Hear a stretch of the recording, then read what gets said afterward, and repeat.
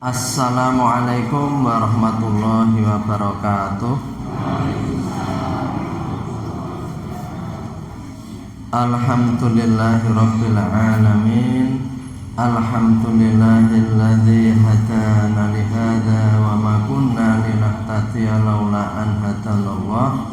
Assalatu wassalamu ala nabiyyina Muhammadin sallallahu alaihi wasallam wa ala alihi wa ashabihi wa man tabi'ahu bi ihsan ila yaumid tawam. Amma ba'du fa ya ayyuhal muslimun wal muslimat rahimakumullah. Mari kita awali dengan membaca ta'awudz dan basmalah bersama-sama. A'udzu billahi minasy syaithanir rajim. Bismillahirrahmanirrahim. Kita pada dua pekan yang lalu kita sampai pada penjelasan bahwa ada arba'u maratib, ya 4 tingkatan untuk taharah, yakni taharah anil ahdath, yakni bersuci dari hadas yang kasat mata gitu ya, berwudu, kemudian mensucikan kita juga dari berbagai najis yang nampak. Yang kedua atsaniyah tathhirul jawarih anil jara'im wal atham, yakni mensucikan anggota tubuh dari berbagai perbuatan jahat dan dosa-dosa.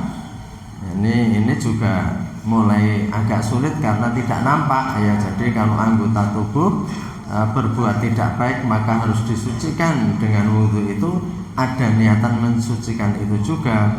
Wa tsalitsatu tathhirul qalbi anil akhlaqidz dzamimah, dan yang ketiga mensucikan kalbu dari akhlak yang tidak baik. Jadi berwudu itu juga mewudui hatinya, bersuci itu mensucikan hatinya. Yang keempat tathhiru sirri amma siwallahi ta'ala, yakni mensucikan hal-hal yang sir, yang rahasia, yang tidak nampak, apa yang tergerak dalam hati kita dan sebagainya, apa yang terlintas dalam pikiran kita dari selain Allah Subhanahu wa taala. Jadi bersuci itu tingkatannya seperti itu. Ada ya, kalau kita sekali lagi kita mengingatkan, kalau kita baru wudhu biasa dan tidak ada penghayatan, itu baru tingkatan paling rendah. Tingkatan paling tinggi sambil wudhu itu menghayati, ya tadi kalau kita berkumur ya semoga dosa dari ucapan-ucapan saya, dari lisan saya yang keluar enggak baik, ini juga luntur disucikan. Kita mencuci muka, raup gitu ya, itu juga semoga dari semua pandangan saya dan tingkah laku wajah saya yang tidak baik, yang membawa pada dosa gitu ya, itu hilang ya. Kemudian dan seterusnya anggota tubuh yang lain ya. Kita masuk ke kesimpulan dari 4 tingkatan itu.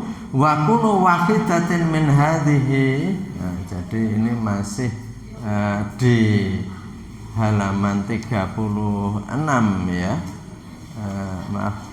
Di halaman 35 ya. Halaman 35 itu ya, alinea kedua dari bawah. Wa kullu wahidatin min hadhil maratib syartun lil khawdi fi ma ba'daha. Setiap tingkatan ini menjadi syarat untuk tingkatan selanjutnya. Kalau kita bersuci dalam arti misalnya membasuh muka, berkumur, mencuci tangan, itu belum sempurna, kita tidak mungkin bisa meningkat ke pensucian yang kedua, yakni anggota tubuh. Jadi menghayati, setelah membasuh bersih itu dihayati bahwa ini bukan hanya menghilangkan kotoran, semoga juga merontokkan, menggugurkan dosa-dosa dari anggota tubuh kita. Jadi itu seperti itu. Maka tidak bisa kalau wudhunya aja nggak sempurna. Kalau sering kita katakan itu wudhunya itu hanya sekedar sekedar menyiramkan air tanpa dengan sungguh-sungguh, maka itu tidak mungkin akan membawa pada penghayatan selanjutnya. Jadi kalau kita tergesa-gesa atau kesusu itu kan terkadang ibaratnya kalau saya sebutkan hanya dikabyok-kabyok ke muka saja. Padahal mestinya faghsilu wujuhakum. Ghusl itu mencuci. Ya besok akan ada tata tertibnya. Mencuci itu ya tidak hanya sekedar dikabyok-kabyok kayak faghsilu loh. Kalau kepala memang famsahu, usaplah. Kepala itu dengan air nggak perlu dungset-dungset kayak rambut gitu ya, cukup diusapkan karena wamsahu, usapkan. Tapi wajah itu faghsilu, cuci. Maka ada yang sampai agak lama karena apa? Faghsilu. Tadi loh kita bilang kabyok-kabyoknya saja. Maka kalau itu belum sempurna, itu nggak akan ke tingkatan selanjutnya. Jadi maka orang habis wudhu itu juga kalau ini menghayati tingkatan-tingkatan ini merasa ya Allah alhamdulillah ini sudah disucikan lagi. Syartun lil khawdi fima ba'da itu menjadi syarat untuk menempuh, mencapai, menyelami berikutnya. Fatadhiru dhahir, maka mensucikan yang dhahir, tsumma tadhirul jawari, tsumma tadhirul qalbi, tsumma tadhirus sir. Jadi maka mensucikan dohir, jadi ini urutannya dari dohir, kemudian anggota tubuh ya, itu perasaan kita gitu ya, dalam hati kita ini yang menggugurkan dosa ya, yang kita lakukan oleh tangan kita juga, bukan hanya menghilangkan najisnya, tapi ya tangan berbuat tidak baik. Kemudian hati kita, kejahatan hati ya, terutama suudon, hasad, dengki gitu ya. Semata hirusir mensucikan apa-apa yang rahasia yang enggak nampak. Jadi kalau orang Islam itu minimal 5 hari 5 kali itu disucikan, maka ingat terus, oh ini artinya tangan saya itu baru saya sucikan. Kemudian wajah saya juga saya sucikan ya, mata saya sucikan. Ini kemudian kita ingat, sehingga kalau mau berbuat tidak baik itu kita ingat ya, walaupun terkadang masih dilanggar, tetapi setidaknya itu ada ingat. Jadi ketika orang ragu-ragu mau berbuat tidak baik, itu sudah suatu kebaikan ya, sesuatu yang kata orang itu suatu yang lumayan. Mau berbuat jahat sudah mulai ragu, oh ya itu tidak baik, tapi akhirnya kalah dia ya, melakukan juga. Tapi itu udah lumayan daripada berbuat tidak baik itu dengan etel dan tenang. Jadi arep ragu-ragu, arep ngapusi wong iki tak apusi ora ya, tak apusi ora gitu ya. Itu kan sudah ada kegoncangan, itu lebih baik daripada orang yang ngapusi tanpa ada goncangan. Jadi habis kita berwudu kemudian mungkin lisan itu mengucap nggak baik, tapi bilang itu gimana, itu sudah lebih baik, karena keraguan ya untuk berbuat tidak baik itu menunjukkan bahwa dia sudah ada pertimbangan lain ya, pertimbangan lain. Jadi ada ya, saya dulu menyampaikan ya, kenapa banyak orang-orang yang jahat bisa bertobat. Kalau ini urusan hati ya urusannya Allah, tapi kalau jalan cerita gitu ya, orang itu masih menyisakan pertimbangan lain. Ya dulu kan menceritakan ya, kalau kita membaca kisah jalan orang-orang yang jahat kemudian menjadi baik, kan mereka ketika berbuat jahat saja etong-etong. Saya dulu pernah menceritakan bagaimana perjalanan Anton Medan yang mantan penjahat ya, kemudian punya banyak pesantren. Itu kan ketika mau berbuat jahat pun masih punya rasa kasihan. Saya nggak akan jambret ini ibu-ibu ini, apalagi ibu-ibu yang baru hamil ya, orang yang lemah, jelas kalau dijambret mudah gitu ya. Jadi pertimbangan seperti itu, saya tak jambret orang-orang yang pamer, sing petakilan kayak, nah, misalnya begitu. Itu kan artinya itu sudah ada pertimbangan seperti itu gitu ya. Atau seperti yang saya ceritakan dulu, bos dari perampok yang tobat setelah mengetahui Imam Syafi'i yang masih kecil itu berbuat jujur. Kan dulu saya pernah menceritakan bos perampok yang bertobat setelah jambret Imam Syafi'i yang mau pergi ke Madinah ikut kafilah itu gitu ya. Ketika Imam Syafi'i ditanya, kenapa wahai kamu anak kecil bawa duit, wong anggota perampok kami saja nggak tahu, nggak percaya, nggak lihat kok malah kamu ngaku. Nah, jadi ternyata kan karena sama ibunya itu disuruh selalu jujur, tidak bohong. Jadi penjahat itu ya mikir, cah cilik kok bisa jujur. Saya sing gedene yo ngene wae urung apik-apik gitu. Akhirnya dia bertobat gitu ya. Jadi orang yang mulai ragu itu sudah menyisakan sesuatu. Ketika kita itu habis wudu ya. Mata kita ini habis disucikan gitu ya. Pemelihara jelalatan itu mikir dhisik gitu. Nah itu lebih bagus daripada yang etel saja gitu ya. Nah, jadi maka arba'u marotib ini urutan ya. Jadi mesti dari yang tingkatan rendah ke tingkatan yang tinggi. Nggak mungkin ya kalau melihat ajaran ini, tidak mungkin orang itu akan bisa mensucikan kalbu kalau berwudunya saja nggak beres. Hal yang lahir, yang tingkatan pertama aja nggak beres. Ya membasuh muka, ya yang sungguh-sungguh, kemudian tangan. Sekali lagi kalau anak kecil memang masih terkadang begitu ya, saking bantere mencuci tangan itu sikute sorong teles. Diling-iling karo kancane kuwi sikitmu rung teles balik lagi ya. Tapi ini tidak. Fala yambaghi ayadunna annal murada bi taharati tadhiru dhahir fahasbu. Tidak pantas seseorang itu ayadunna nggadahi penyono, nggadahi perkiraan anal murad bahwa yang dikehendaki dengan taharah tadhiru dhahir fahasbu, hanya taharah dhahir saja. Nggak pantas seorang mukmin itu ngira ya wudu ya semengkur wudu dhahir itu saja, nyuci, basuh itu saja. Tidak ya. Tapi harus masuk ke dalam. Fayafutu kama huwal maksud. Kalau orang cuman punya perkiraan panyono seperti itu, fayafutu maka akan hilang mahwal maksud, apa-apa yang menjadi maksudnya.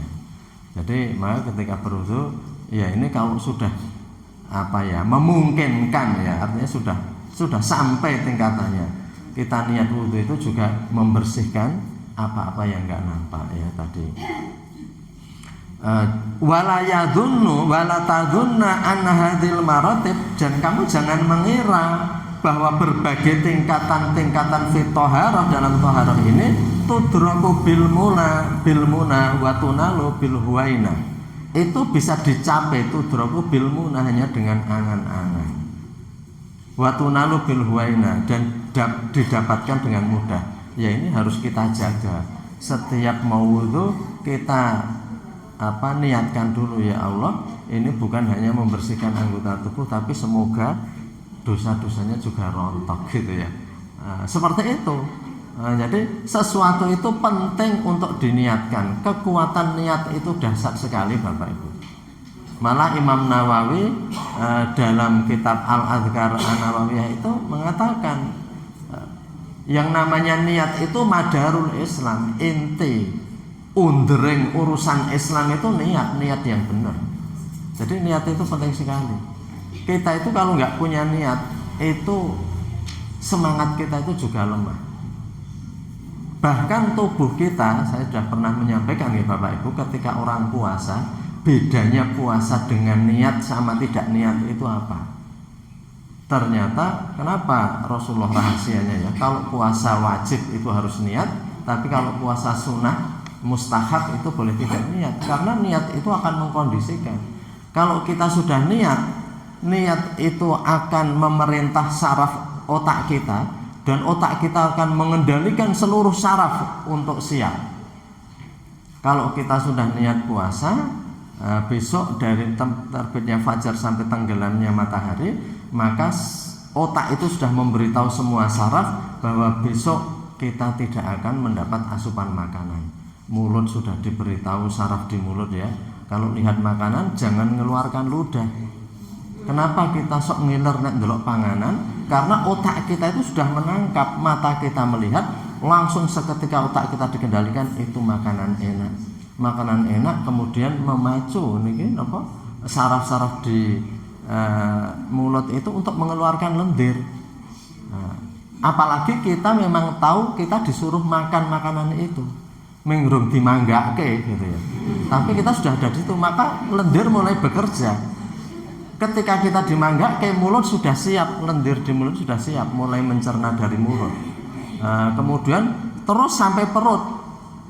Perut keroncongan itu juga karena diperintah oleh otak. Maka tengkerucuk dia itu sudah manggil-manggil gitu ya. Maka dari itu kembali ke tadi, niat itu karena niat yang mengomando. Sebentar lagi aku harap makan siang di perjamuan itu. Nah itu sudah semua dikomando. Tapi begitu puasa sejak malam dibilangi, kamu siap-siap sampai sore nggak akan dikasih makanan. Jadi lihat makanan dia sudah nggak menyuruh. Itu bedanya niat sama tidak. Maka niat itu penting. Maka kalau kita niat wudu, ya Allah semoga dengan ini ya bukan hanya hilang najis hadas tapi juga gugur itu ya dosa-dosa di anggota tubuh kita, kemudian di hati kita dan sebagainya. Maka niat itu penting ya. Jadi latu droku bil muna, nggak bisa kalau dicapai hanya dengan angan-angan saja. Niat sama angan-angan itu beda. Niat itu memang hati kita itu sudah ada kesungguhan dan berkomitmen untuk suatu perbuatan. Kalau angan-angan itu kan setiap anak yang mungkin belajar atau tidak belajar ditanyai apa cita-citanya gitu ya. Tapi kalau niat itu memang sudah berjalan itu ya sampai pada hati.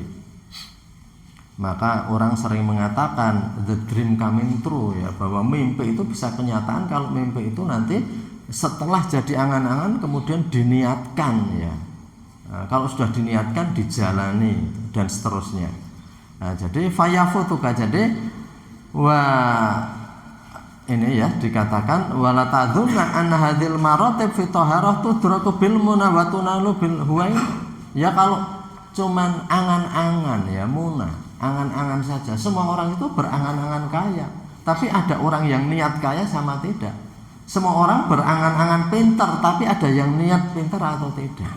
Ya kalau yang niat itu seperti nawaitu samagodin itu ya, artinya saya besok niat mau puasa, sudah ditata dari dalam, dari malam hari itu sudah ditata, ini yang untuk sahur gitu ya, saya nggak usah tidur malam-malam nanti nggak bisa bangun sahur dan seterusnya sudah disiapkan. Nah, itu namanya niat. Kalau angan-angan ya semua orang berangan-angan mulia di dunia dan di akhirat. Bahkan nggak ada orang yang kerjanya maksiat saja kalau ditanya itu cita-citanya hidup yang baik dan di surga. Itu yang kerjanya maksiat. Nah, apa ada penjahat-penjahat yang nawa itu mlebu neraka? Nggak ada. Ya semoga-moga aku sadurunge mati wis tobat, wis dadi wong apik. Ngono dene ya aku sesuk tak melu nek aku wis dadi wong apik, nek aku iso dadi wong apik. Bisa sesok gitu ya. Tapi artinya bahwa orang yang jahat pun kalau ditanya itu ingin masuk surga. Sebagaimana orang yang malas pun kalau ditanya itu ingin pintar dan ingin kaya. Malah terkadang yang ingin tidak kaya itu orang rajin.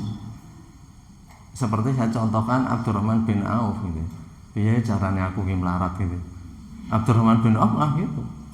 Tapi pemalas itu malah mengharapkan kekayaan rata-rata. Jadi artinya ya kalau angan-angan setiap orang itu punya angan-angan loh ya. Jadi malah orang yang tidak baik saja tetap angan-angannya itu jadi baik. Orang-orang yang tidak baik juga ingin anaknya itu jadi baik gitu ya. Kok aja sesuk aja melu bapak gitu mesti gitu.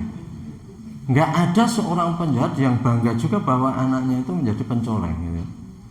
Nah, jadi seperti itu, inginnya baik walaupun prosesnya itu tidak mudah, tetapi kan orang itu yang tidak baik saja ingin anaknya baik. Seorang laki-laki yang mungkin belum baik saja kalau cari istri juga ingin dapat wanita solihah yang membimbing saya, jarine ngono. Calon istri, seorang wanita yang belum baik juga ingin mendapatkan imam yang baik untuk saya, semua begitu. Tapi orang Islam nggak boleh hanya berhenti pada angan-angan. La tudraku bil muna wal huwaina, ya. Harus ada niat dan komitmen.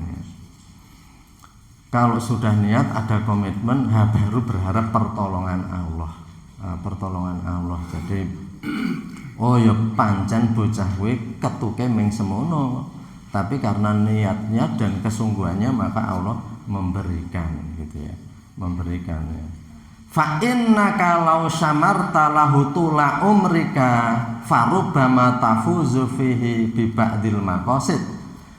Fa innaka, maka sungguhnya kamu lau syamarta, kalau kamu itu mempercepat untuk berbuat itu seluruh hidupmu, kamu itu bersegera gitu ya, bersegera. Kalau istilahnya Sayyidina Abu Bakar itu al-waha cepat-cepat. Hidup itu sebentar. Kata Abu Bakar kan begitu, al-waha hidup itu sebentar. Nanti tahu-tahu kita mati. Segera kalau mau berbuat baik, al-waha jangan terlena. Hidup itu terlalu sebentar. Jadi kita semuanya kalau ditanya, ini yang sudah mulai pada pensiun ya, angkatan saya ini sudah mulai pada pensiun, itu pun kok cepet banget. Kita ini mulai nyambut gawe ki rung suwe ning kok wis pensiun gitu ya. Jadi wingi iki rambute iki bar jambul kok sedilit andang putih pandang botak gitu ya. Itu kita memang itu dicabut oleh Allah satu persatu. Saya ini juga ada putih semua. Jadi kita ya orang suwe, mengisok jungkatan dan sebagainya gitu ya. Tapi ngerti tua ya. Itu Allah cepat-cepat kita itu memang hidup itu harus cepat-cepat. Fa inna kalau samarta tula umrika, maka sungguhnya kamu itu kalaupun kamu itu cepat-cepat melakukan itu semua sepanjang umurmu, biar bersuci itu bisa memenuhi yang baik, farubama tafuzu fihi bi ba'dil maqasid, mungkin farubama, maka mungkin saja kamu hanya sukses loh. Tafuzu ya, fauz itu sih. Tafuzu, kamu hanya akan sukses bi ba'dil maqasid, dengan sebagian tujuan saja. Angel untuk sampai toharoh yang sir tadi gitu. Mungkin kita sungguh-sungguh saja itu belum tentu kita hanya seluruhnya, kita mungkin hanya sebagian, apalagi yang tidak bersungguh-sungguh. Jangan dipahami sebaliknya gitu ya. Kalau orang malas kan memahami sebaliknya, guys yang sungguh-sungguh ora iso kok. Ya wis lah rasah. Nah kan itu kan pandangan orang malas kan gitu. Kayak kalau sing petol pendak esuk ya ngono kuwi ya uripe ngono-ngono wae, mulakno santai wae awake dhewe ya. Itu pandangan malas. Tapi pandangan rajin, ya dia yang bersungguh-sungguh aja begitu kok. Kita harus gasih lebih tinggi lagi gitu ya, kan harusnya begitu ya. Dia yang sudah sungguh-sungguh ya, mereka seperti itu.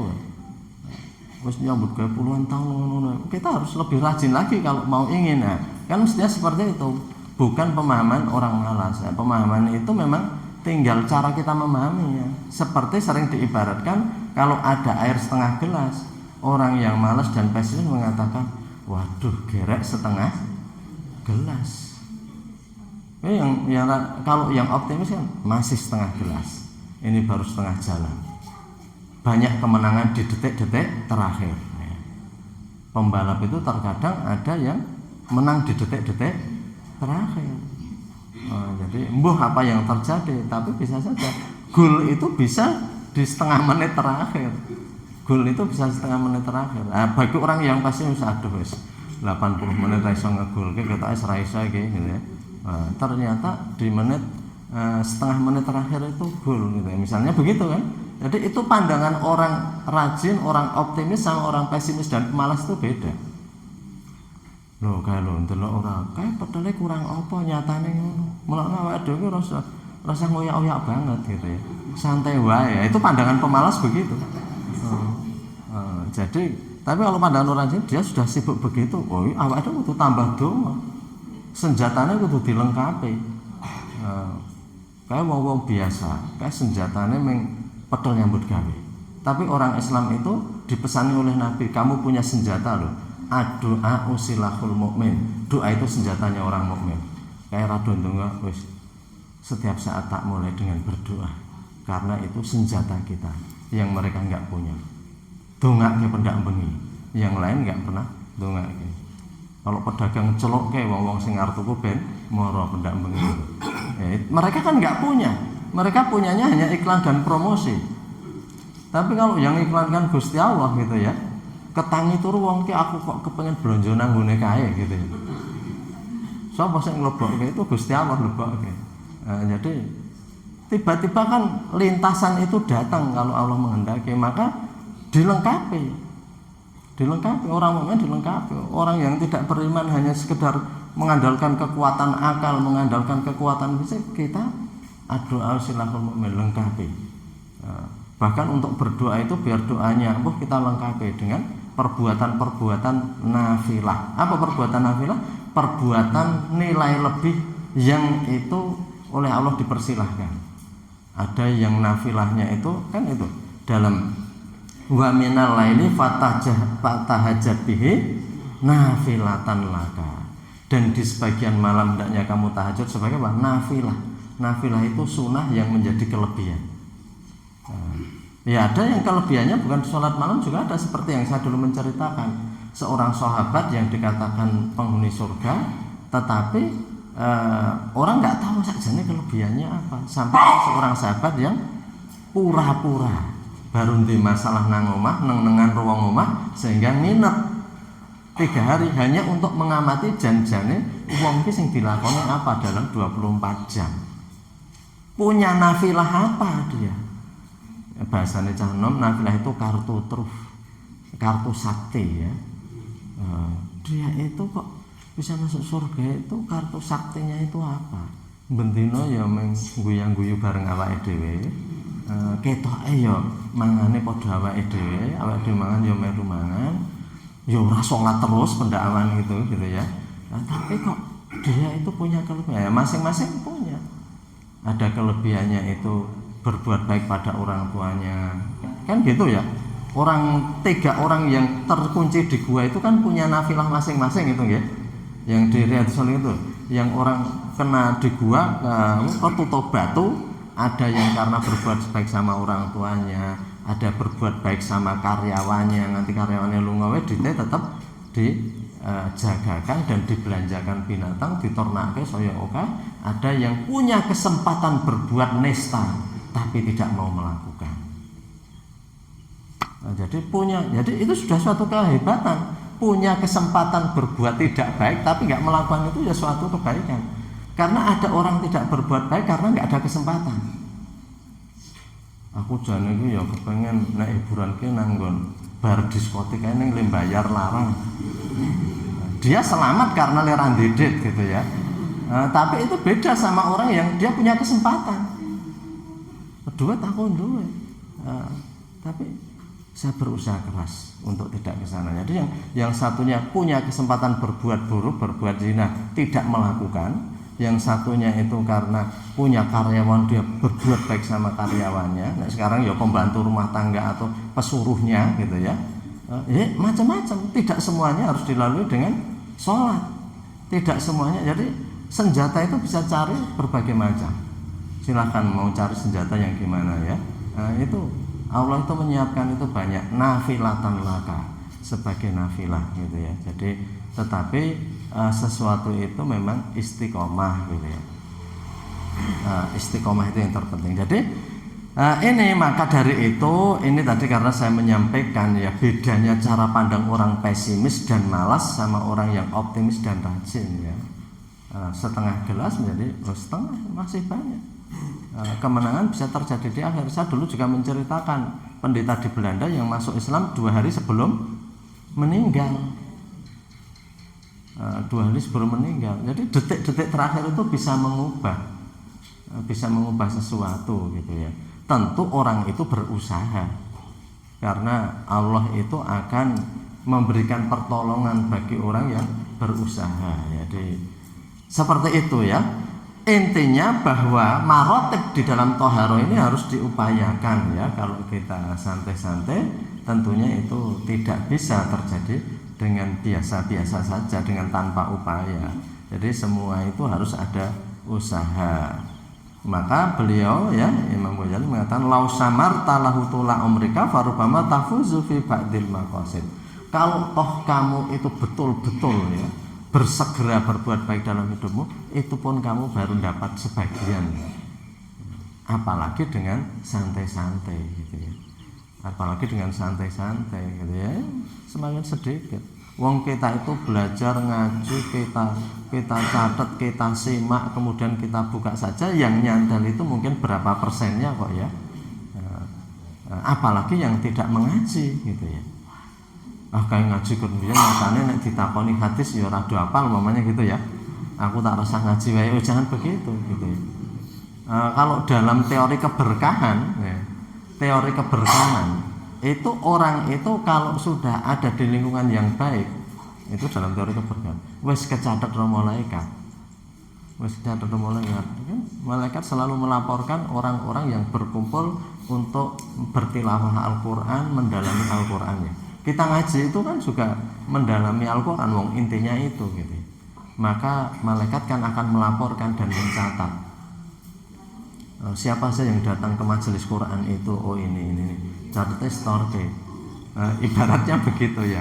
Walaupun di situ itu ada yang mudengnya berbagai macam, ada yang mungkin ibaratnya itu ya karena saking keselnya, saking dinilai kepengen untuk mendapatkan kebaikan, walaupun capek dan sebagainya dilakoni. Itu juga kecatat. Saya dulu kan mengibaratkan ya, jadi orang yang campur orang baik itu akan dihukumi baik. Seperti kalau kita itu sering dapat kan ngeliwat beras itu eneng gesike. Tapi ketika tuku beras eneng gesike kuwi, gesike itu kan ikut ditimbang bobote beras. Tumbas beras sekilo, jerone eneng gesik 5 gecil gitu ya. Gesik 5 gecil wau katut ditimbang. Diregani padha beras. Jadi artinya ada orang-orang yang mungkin ya belum baik dan sebagainya, tapi selalu bergaul dalam kebaikan gitu. Doanya semoga oleh malaikat aku diregani pada orang-orang yang baik juga gitu. Senajan wujudnya mungkin bisa gesek barang, tapi kita kan berharap begitu. Kalau orang baik campur di tempat lain, campur yang jelek-jelek, ya itu biasanya mati sia-sia. Jadi seperti beras tadi, kalau itu dilempar campur gesek, dikeker pitik, nanti ditodol pitik kan, dia hilang nggak jelas gitu ya, hilang nggak jelas. Jadi itu pentingnya. Kita masuk ya selanjutnya fi taharatil faslu fi taharatil ahdas. Ini mulai pada taharahnya ya, kemarin pembukaannya. Pasal dalam mensucikan dari hadas. Wahyal wudhu wal ghuslu wa tayammum wa yuqaddimuha al istinja'u. Apa bersuci dari hadas? Itu wudhu, al ghuslu itu mandi, at-tayammum itu tayamum, wa yuqaddimuha al istinja. Tapi sebelumnya itu ada istinja, bersuci sebelum wudhu. Tayamum itu ada bersuci dari buang hadas, baik BAB, buang air besar maupun buang air kecil ya. Wa nahnu nuridu kaifiyatiha bi adabiha, dan kami menghendaki cara-caranya, adab-adabnya, wa sunaniha, dan sunah-sunahnya. Mubtada ini bi'adhil hajah, yang akan diawali dengan qadha'il hajah, dengan cara buang hajat dulu, li'anau sababul wudhu, karena jadi ini mau membicarakan wudhu, tapi harus bicara dulu sebelumnya, yakni istinja, suci dari buang hajat. Bicara suci dari buang hajat, bicara cara buang hajatnya dulu, biar itu benar dari awal gitu. Jadi ini loh, jadi para ulama itu memerinci hal-hal itu sampai detail. Jadi orang Islam itu diajari hal-hal itu sampai detail dan serius. Maka seperti dulu kita sampaikan, kalau dalam hal buang hajat saja orang Islam itu aturannya itu serius, apalagi di dalam hal-hal yang lain. Itulah kesempurnaan ajaran Islam. Kita mulai adabu qadha'il hajati, adab-adab menunaikan hajat. Hajat itu ya buang hajat gitu ya. Kenapa kalau ada wong dewuh kok punya hajat gitu ya? kayak buang hajat, sing iki punya hajat gitu ya. Nah, itu bedanya apa? Itu karena bahasa Arab hajatun itu kepentingan. Maka itu dalam bahasa konstitusi ada menguasai hayat hidup orang banyak. Maaf. Kalau itu bisa hayat itu bisa dari kata-kata hajat, bisa dari hayat ya. Kalau hayat hidup, kalau hajat itu kepentingan. Jadi buang hajat itu ya karena kepentingan yang nggak bisa dihindari, tapi orang punya hajat, punya kepentingan, maka dikatakan sahibul hajah, orang yang punya kepentingan. Ya, wong sing digawe ya.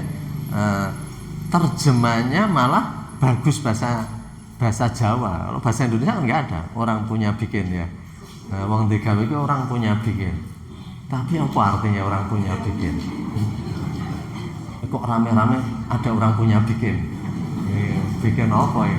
Tapi kalau dalam bahasa Jawa tiang gadah damel nih. Orang udah paham wong digawe. Pada bahasa Arab ya, orang punya hajat. Nah, bahasa Indonesia terkadang nggak bisa nerjemahkan. Kenapa bahasa Indonesia dipilih sebagai bahasa Melayu dipilih sebagai bahasa Indonesia? Karena paling sederhana. Paling sederhana itu paling miskin kata-kata. Makanya mudah dihafal. Nggak ada bentuk besok, sekarang, lampau, nggak ada. Bahasa Inggris ada, bahasa Arab ada. Bahasa Indonesia nggak ada. Karena sederhana itu kata lain dari karena tidak banyak kosa kata. Maka kalau menerjemahkan terkadang sulit. Terkadang sulit. Jadi, dalam bahasa Jawa itu ketawa itu banyak gitu ya. Mesem, guyu, cengengesan, nyekakak, nyuruh apa niku? Kepingkel-pingkel. Itu bahasa Indonesia pinten. Tertawa, tersenyum, terkekeh. Bahasa Indonesia akeh banget niku. Engko nek oleh guyu bareng akeh mboto rubuh. Jadi banyak sekali bahasa Jawa itu lebih kaya. Bahasa Arab lebih kaya lagi. Bahasa Arab itu lebih kaya lagi. Jadi maka dari itu bahasa Indonesia kan nyebut ke pedet sama sapi ya, nggak ada. Pedet sapi, nggak ada toh. Jadi kemudian pitik itu nek isih dire, babon gitu ya, kutuk ya. Itu ya sugih bahasa Jawa. Maka kalau bahasa Arab terjemahkan bahasa Jawa lebih enak daripada bahasa Indonesia. Jadi seperti itu ya. Tapi ini saya bahasa Indonesia karena ini direkam ya. Jadi nanti kalau bahasa Jawa itu yang paham sedikit. Ini yang orang Singapura itu nanya itu apa yang disampaikan Pak Agus itu. Kalau saya pakai bahasa Jawa, ini yang bantu keluarga yang bantu jadi kan sok dengarkan gitu ya. Nah, jadi itu dia tanya itu apa artinya? Karena kalau bahasa Jawa itu kan orang Melayu Singapura nggak tahu. Nah, jadi sehingga ini pakai bahasa Indonesia cara Melayu gitu ya. Bukan karena apa-apa. Kembali ke tadi ya. Adab qadha'il hajah, adab-adab orang itu buang hajat ya. Yang bagi ayyab'ada an nadhirina ilaihi fi sahra. Sepantasnya dia menjauhi pandangan nadirin orang-orang yang bisa melihat ilaihi kepadanya fi sahra apabila itu di tempat padang terbuka gitu ya, seperti di sawah dan sebagainya yang terbuka. Kalau sana padang pasir gitu ya, karena di Mekah itu kalau perjalanan sulit, mencari di luar padang pasir kan sulit. Yang padang pasir adanya gitu ya, raisonge ya raiso amping-amping wet dan sebagainya gitu ya. Jadi kemarin kan kalau baca berita ada orang Indonesia dari Madura yang naik haji ilegal secara tidak resmi yang ketahuan mati di padang pasir. Jadi 3 orang dari Madura itu yang karena visanya bukan visa haji, visa kunjungan, kena razia di Mekah, diusir ke Jeddah. Ketika diusir itu keluar dari Mekah, tapi punya pikiran lagi, jajal koyo Bali meneh nang Mekah mbok menawa iso. Itu awake dhewe, mbok menawa jajal Bali. Itu mau balik lagi ke Mekah. Naik taksi. Taksinya di tengah jalan ada razia. Kon medun kuwi nang dalan kuwi. Padahal sini padang pasir tok.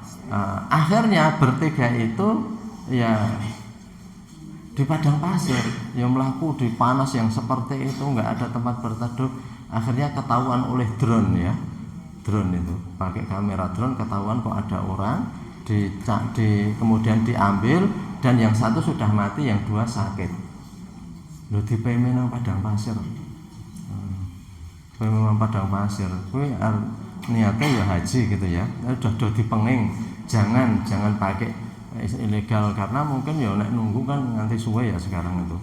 Nah, tapi ya sebaiknya jangan begitu, karena pemerintah sana ketat, akhirnya akhirnya mati di padang pasir. Memang ya kalau panas, kita saja ini kalau membaca beritanya kan di padang pasir bisa 50 derajat, bisa 47, panasnya seperti itu.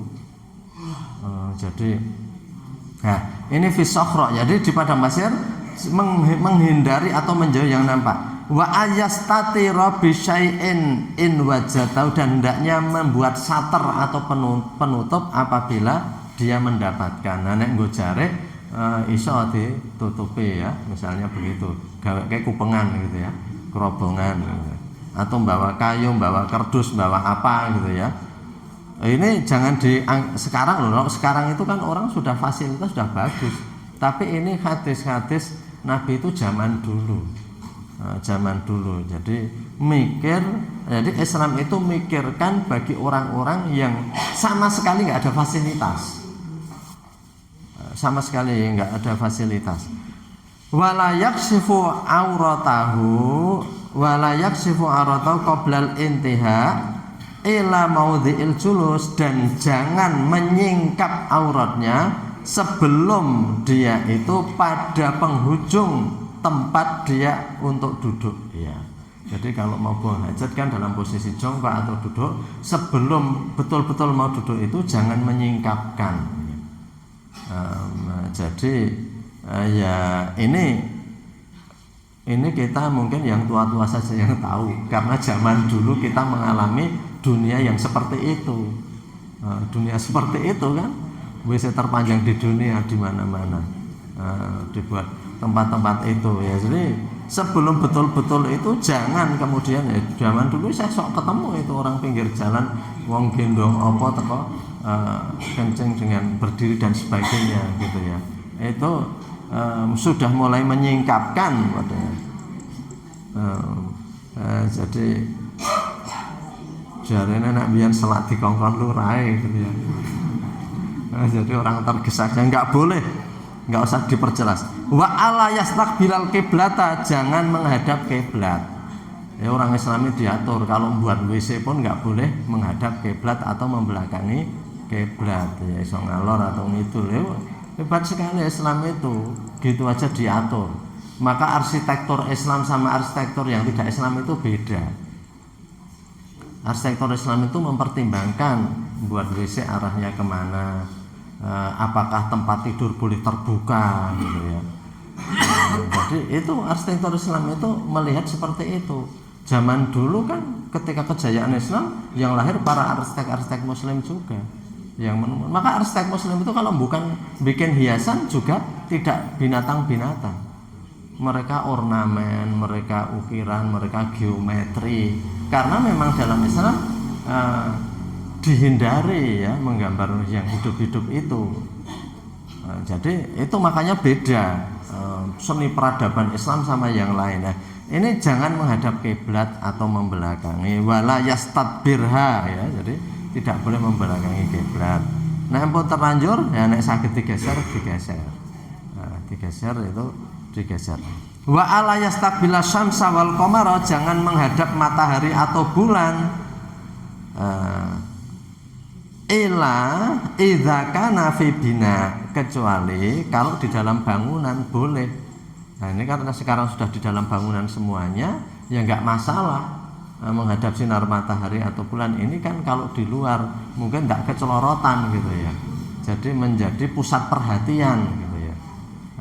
Itu enggak boleh. Jadi ila idza kana fil bina ya, kecuali kalau dalam bangunan enggak masalah. Wal udulu fil bina aidan mustahab, dan menyiapkan ruangan al udul itu adlun yang cukup ya, yang pantas di dalam bangunan aidon, hal itu juga mustahabun, itu lebih dianjurkan. Jadi niki nek wong biyen niku jenenge kamar mandi niku mungkin bagian keri. Bagian keri, bukan cara pandang Islam. Nek bangun apa-apa ki engko kamar mandi ki keri. Padahal dalam Islam yang terpenting malah itu nemoni tamu nang teras ra apa-apa niku. Nang isor wit nek latar gitu ya. Wedangan sakniki malah golek sik ngoten niku nggih. Wong wis bosen nang jero omah nek tamu malah nang njaba. Wis do ndi ruang tamu apik-apik nggawe gubuk nang ngarep omah. Wong niku jan kesenengan wong niku berputar-putar nggih. Berputar-putar. Mbiyen emoh saka telo, saiki apa-apa sing goleki telo nek ning subuhan iki. Dadi ngoten niku. Mbiyen gayane sok roti keju ngoten. Selesai saiki bali telo meneh. Namanya manusianya muter-muter di situ saja kok. Muter.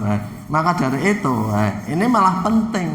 Ning nek tempat buang hajat kamar mandi kan malah enggak boleh kalau itu di luar ya, malah itu di dalam. Jadi harusnya kalau orang Islam yang dipentingkan dan didulukan itu.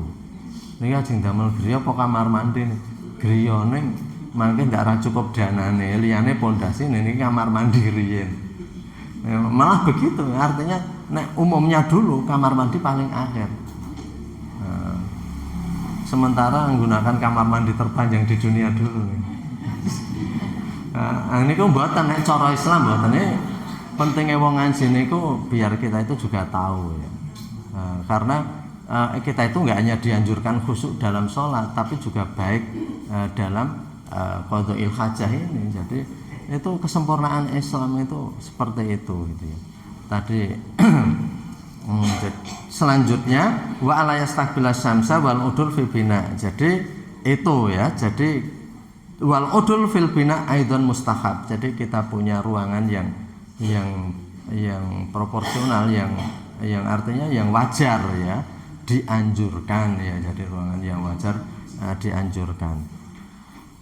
Wala yabulu fil ma'i raqid, dan jangan orang itu buang air kecil di air yang diam. Di air yang diam gitu, air yang menggenang.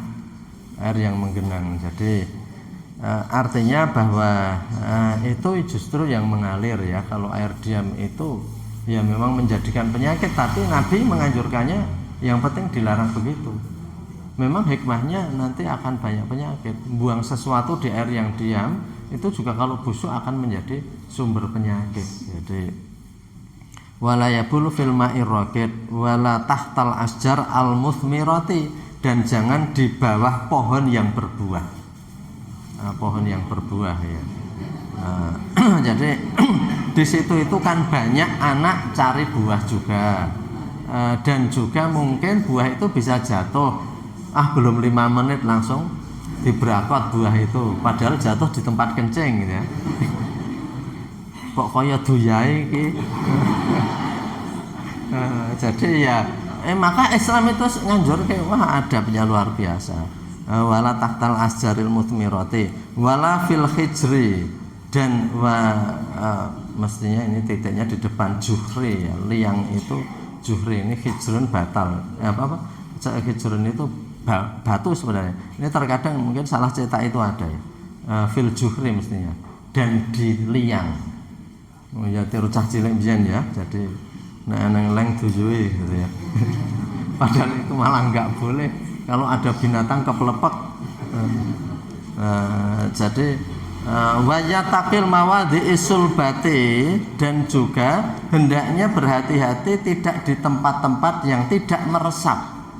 Tidak meresap gitu ya. Jadi kalau nggak meresap itu ya menggenang, berlama-lama orang bisa kena, bisa kecipratan dan sebagainya.